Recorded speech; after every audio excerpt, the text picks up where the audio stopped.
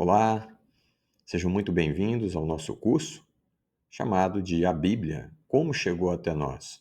Eu sou Hugo Alves, autor das lições, e estarei com vocês narrando algumas dessas lições.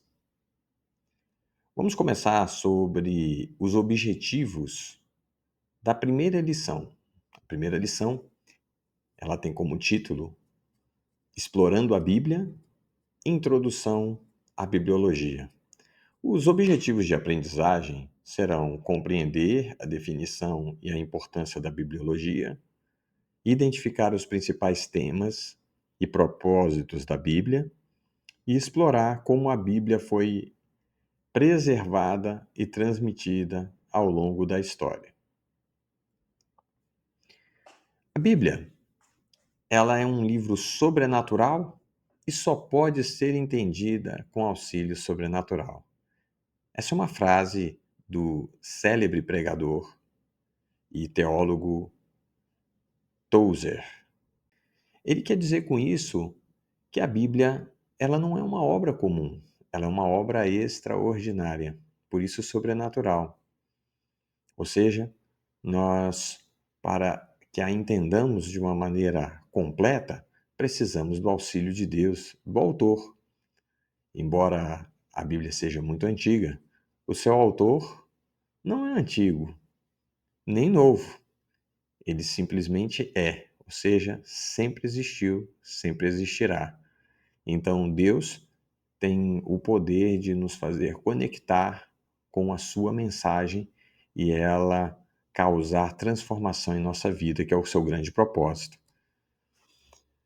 Quanto ao versículo-chave dessa lição, que é importante que você memorize, eu quero ler para você. Então, diz assim o apóstolo Paulo em 2ª carta a Timóteo, no capítulo 3, versículos 16 e 17, ele expressa a seguinte ideia: toda a Escritura é inspirada por Deus e útil para o ensino, para a repreensão, para a correção, para a educação na justiça, a fim de que o homem de Deus seja perfeito e perfeitamente habilitado para toda boa obra. Então aqui está a grande suma e o cerne, ao meu ver, de todo este curso, de toda esta lição, mas também de todo o curso, porque nós nunca podemos perder de vista o que a própria Escritura afirma de si mesma, dizendo que toda a Escritura é inspirada por Deus, ou seja, ela não é um livro meramente humano. Nós vamos ver isso. Ela é um livro que é feito sobre revelação, sobre inspiração. Isso é muito importante, sobretudo nesses dias, onde existe uma corrente teológica chamada de liberal, que questiona sobre essa questão sobrenatural da Bíblia e também daquilo que está contido nela, da sua narrativa, daquilo que ela conta como história. Ela não é um conjunto de fábulas. Não, ela é um documento que reúne, sim, fatos estes que nós conseguimos enxergar ainda na vida das pessoas. Na verdade, Jesus nos revelou bem isso, falando que para todo aquele que nele crê. Então, todo aquele que nele crê consegue experimentar o resultado dessas escrituras. Quanto à introdução desta lição, o que é a bibliologia? Veja, a bibliologia é um estudo de introdução às sagradas escrituras. Então, ou seja, é um estudo que tem como objetivo, como alvo, a própria Bíblia, por isso, bibliologia. Ela visa auxiliar os leitores em sua compreensão, familiaridade com a Bíblia.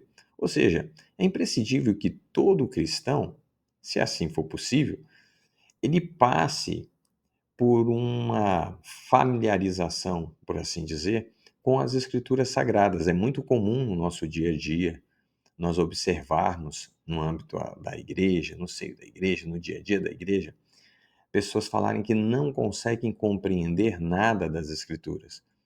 Então, esse tipo de estudo, de abordagem, serve para que a pessoa se familiarize. Então, tanto para aquele crente novo ou para o crente mais antigo, vou dizer assim, ou mais antiga, ele vai se beneficiar destes elementos, destas metodologias que a bibliologia tem para nós.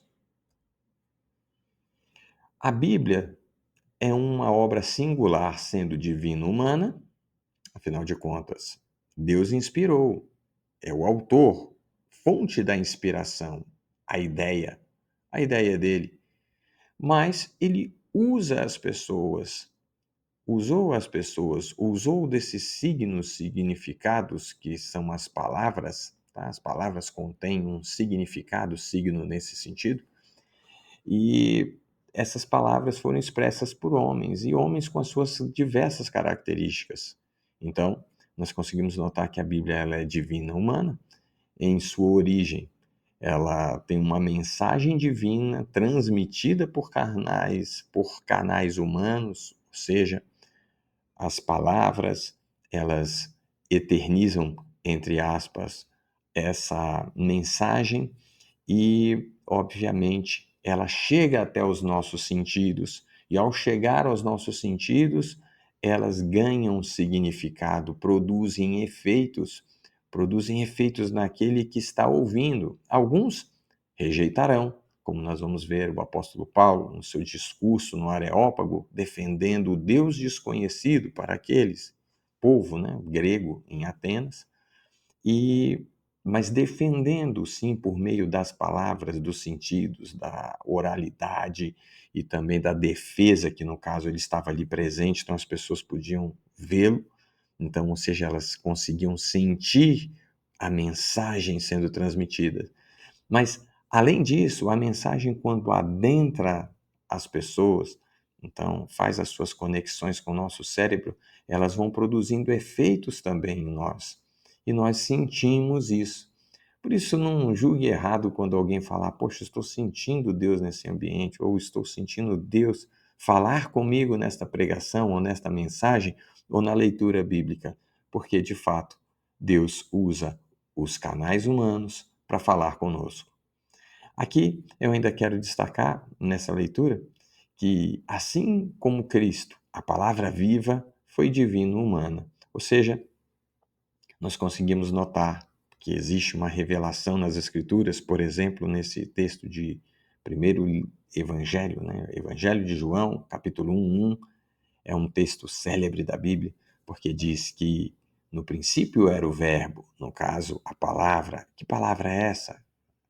Era o próprio Jesus encarnado, é a revelação do Novo Testamento. Então, no princípio era o Verbo, e o Verbo era Deus, e o Verbo estava com Deus.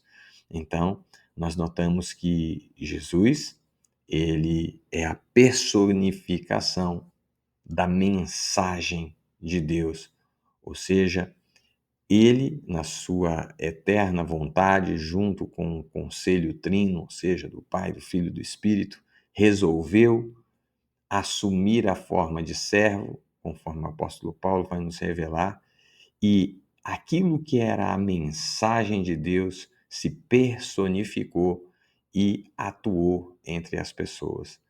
Então, o nosso Deus, ele usa os meios que ele quer, da maneira que ele quer, para falar conosco. E a sua maior mensagem de amor está em Cristo Jesus, a maior mensagem de amor de Deus para a humanidade. Quanto aos âmbitos da bibliologia, nós queremos dizer que, de modo geral, nós vamos ter orientações gerais sobre a sua leitura e estudo. Então, quando nós estamos estudando a Bíblia, nós precisamos nos familiarizar com relação a isso, a este guia de como que nós vamos ler, como que nós vamos estudar, seus sistemas de abreviatura e etc. A estrutura da Bíblia em si, então como que ela está estruturada, se ela está estruturada em capítulos, como que é isso? Nós precisamos ter esse tipo de entendimento. A Bíblia como um livro divino, ou seja, enxergar a, e ter esse temor devido as Escrituras, porque ela não se trata de qualquer escrito, o cânon sagrado, então como que ele foi construído? Ou seja, esse documento, essa Bíblia que você tem em mãos ou que você tem num celular, num dispositivo eletrônico qualquer, como que se chegou a estes 66 livros? Como que isso foi feito?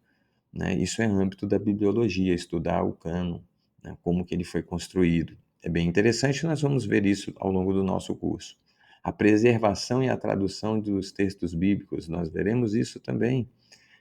Aqui no nosso curso, uma das aulas vão falar exatamente sobre a sua preservação, ou seja, como os copistas, os escribas, cumpriram com essa importante tarefa dada por Deus de manter a redação uniformizada das Escrituras Sagradas e também a bênção de línguas, diferentes línguas, recebendo uma cópia das Escrituras Sagradas. Isso ainda continua, esse trabalho continua avidamente, fervorosamente, é um trabalho missional, inclusive da igreja, fazer a tradução das Escrituras para que as pessoas tenham contato com ela. E elementos históricos e externos. Aqui nós veremos também a cronologia bíblica, a sua historicidade, os pergaminhos, como que eles estão preservados, como que essa história se articula com aquilo que há na humanidade e aquilo que a gente tem conhecimento.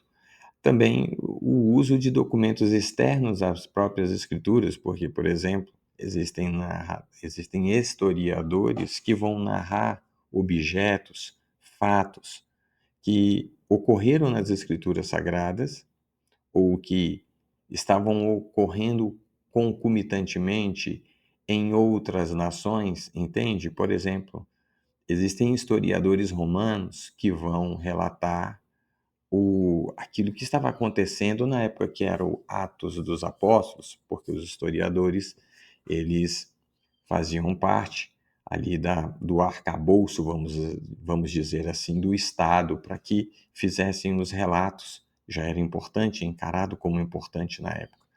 Então, nós temos historiadores que não estão na Bíblia, mas falam de fatos da Bíblia, entende?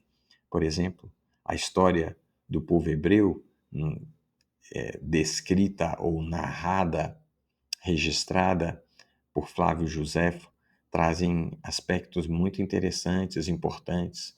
Historiadores como Plutarco, etc., eles também vão trazer elementos que nós percebemos dentro da narrativa bíblica.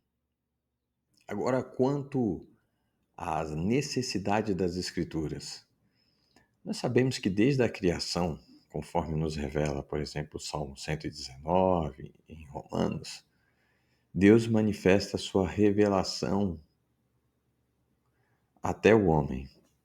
Essa revelação dá-se por meio das coisas visíveis, obviamente. Então, os astros, a natureza, a beleza e a engenhosidade que tem em todos esses processos, em todos esses elementos, são, assim, dignos de nós nos questionarmos mesmo. Eles causam questionamentos, tanto que a ciência busca elucidar isso. Mas recentemente, dentro da história da humanidade, buscou-se se afastar de Deus para tentar explicar esses fenômenos. Eu entendo que isso é como se fosse uma volta a uma infância, né? Onde, ou uma adolescência, entre aspas, da vida, porque é comum a gente ouvir os relatos dos pais de que alguns adolescentes, quando chegam nessa fase onde eles começam a atingir uma maturação maior do seu entendimento, do seu cérebro, eles começam a falar a frase "eu já sei", né? Eu já sei isso daí. Ou seja, eu estou querendo fazer com essa analogia que alguns querem se afastar das escrituras, mas dia após dia vamos vendo que, na verdade, o homem conhece parte das coisas com o seu raciocínio, com a intelectualidade, por assim dizer. mas há coisas que são misteriosas por demais. E nós vemos nas Escrituras uma fonte de apoio, não apenas para a nossa intelectualidade, mas ela tem a lógica, mas ela também traz essa parte, esse senso de propósito, de sentido, que alguns buscaram se afastar.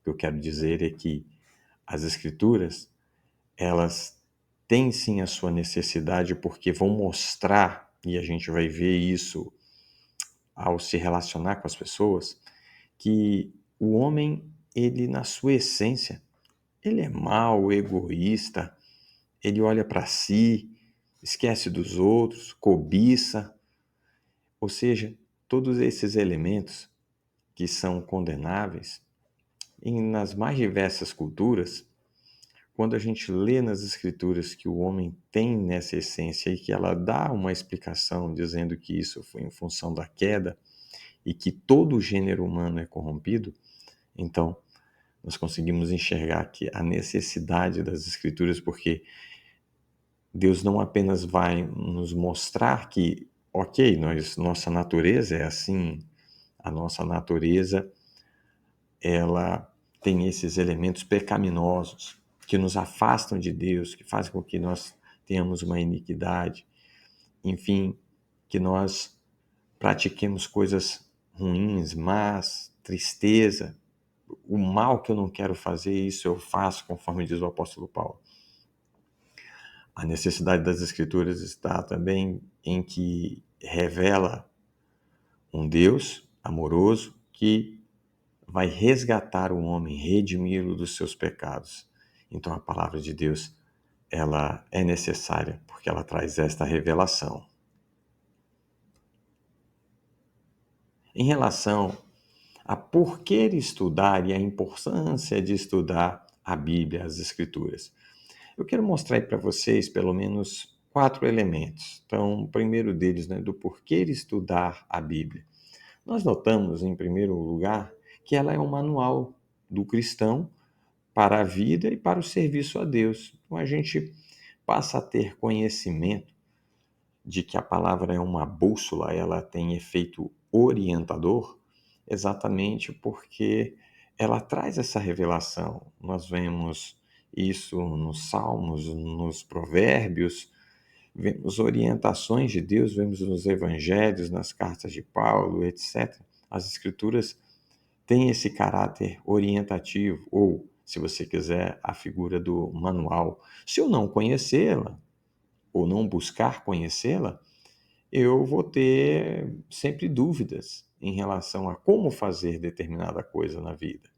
Dúvida a gente vai até ter, mas nós temos uma fonte para a nossa consulta, que são as Escrituras Sagradas. Por isso o apóstolo Paulo vai falar, e no material de aula nós observamos, no livro, né, nesse material didático, em que o apóstolo Paulo defende que o obreiro deve manejar bem as Escrituras Sagradas, ou seja, deve ter familiaridade com as Escrituras, porque ela é o seu manual. Se eu tenho uma bússola em mãos, mas não sei utilizar, eu não vou saber, obviamente, operar com isso. Eu vou ter a potencialidade na minha mão, mas não vou conseguir operar e assim conseguir o fim desejado. O segundo aspecto é que ela tem aspecto nutritivo, ou seja, ela nutre, preenche, sacia a necessidade ou as necessidades. Então a Bíblia é um alimento espiritual. Nós temos o alimento físico, que nos sacia, que nos fortalece, que é construtivo, ou seja, as células do seu corpo, elas precisam desses alimentos, dos alimentos, para que a manutenção do corpo, o equilíbrio das funções orgânicas ocorra a contento, ocorra adequadamente. Então, para que isso ocorra, precisamos nos alimentar. Então, Jesus disse no Sermão do Monte, conforme revela Mateus 4,4, que nem só de pão viverá o homem, mas de toda a palavra que procede, que sai da boca de Deus. Jeremias fala que achadas as suas palavras logo as comi, e elas me foram agradáveis no meu interior. o apóstolo Paulo coloca como um alimento, o apóstolo Pedro também. Então, ela tem esse aspecto nutritivo, nutricional. A outra questão é que ela é ferramenta do Espírito. Veja que o apóstolo Paulo vai comparar a palavra como uma espada.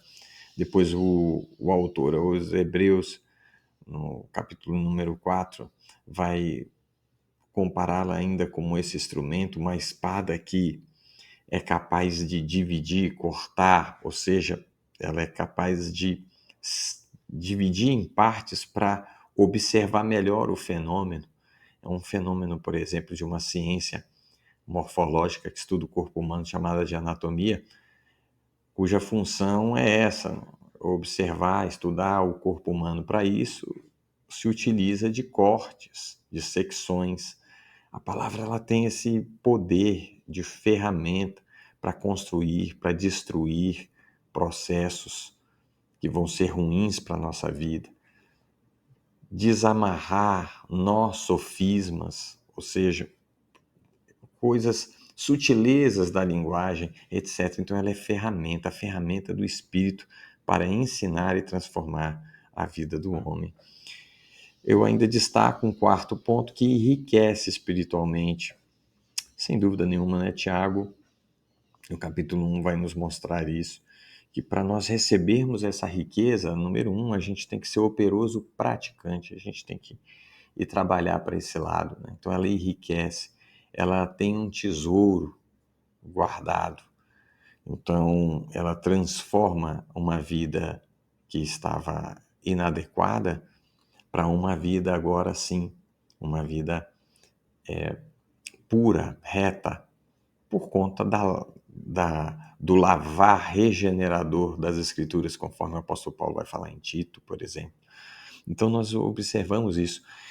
Destaque aí, né, o Salmo 119, que é a citação dentro do material didático, 72, é interessante quando, olha só, a atribuição de valor, né, quando o salmista ele vai falar maravilhosamente isso, né, expressar que para ele, a lei do Senhor que sai, que procede da boca de Deus, vale muito mais do que milhares de prata e ouro. Ou seja, a riqueza que nela se nós achamos, né, ela nos enriquece verdadeiramente. E é uma riqueza que não pode ser roubada, conforme disse Jesus. O ladrão não pode tomar, a traça não pode corroer, porque ela está em Deus. Então essa é uma maravilha para nossas vidas. Além disso, quero trabalhar também essa ideia agora do como estudar a Bíblia. Como que nós fazemos isso? E aqui nós vamos encerrando esta aula praticamente. Número 1, conhecendo o autor. Para conhecer o autor, eu tenho que ter afinidade com ele. Salmo 25, por exemplo, fala que a intimidade do Senhor é para aqueles que o temem, para aqueles que o buscam. Nós vamos ver que é como aquele episódio de Maria e de Marta, né? Maria escolheu a melhor parte, Marta não. Ou seja, Maria queria conhecer mais, queria estar mais junto de Jesus, e enquanto que Marta, ela estava muito ocupada. Então, conhecer o autor é fundamental. O profeta Oséias, né, fala que nós devemos progredir nisso, nessa empreitada, né, de conhecer e de continuar progredindo em conhecer o Senhor. O outro aspecto diz respeito à leitura diária, à importância da leitura diária. Como nós vimos, é alimento. Então, se diariamente eu busco me alimentar, logo eu preciso também diariamente buscar essa leitura, essa orientação. Existem diversas dicas em relação a isso. Uma que eu dou é de escutar as escrituras sagradas. Se você tem um dia muito muito agitado, escute, coloque num aplicativo, escute a palavra. É importante escutar e ler genuinamente as escrituras, sem o uso de nenhum comentarista, nada. É importante esse exercício também. Mais adiante, dentro dessa linha editorial, né, chamada de Ensinando para Transformar Vidas, nós vamos ter a oportunidade de nos aprofundarmos mais nas Escrituras e em metodologias em relação a isso. Mas o ponto é, leia a palavra, leia como um todo. Veja, Deuteronômio, consulte essa referência bíblica, ela é muito importante, eu pelo menos observo assim, óbvio, né? Senão ela não estaria aí. Mas Deuteronômio 17, 19 vai falar sobre a função que os reis e os sacerdotes tinham com o contato das Escrituras. Tanto os sacerdotes, levitas e reis, os governantes, deveriam ter sempre as Escrituras para consulta.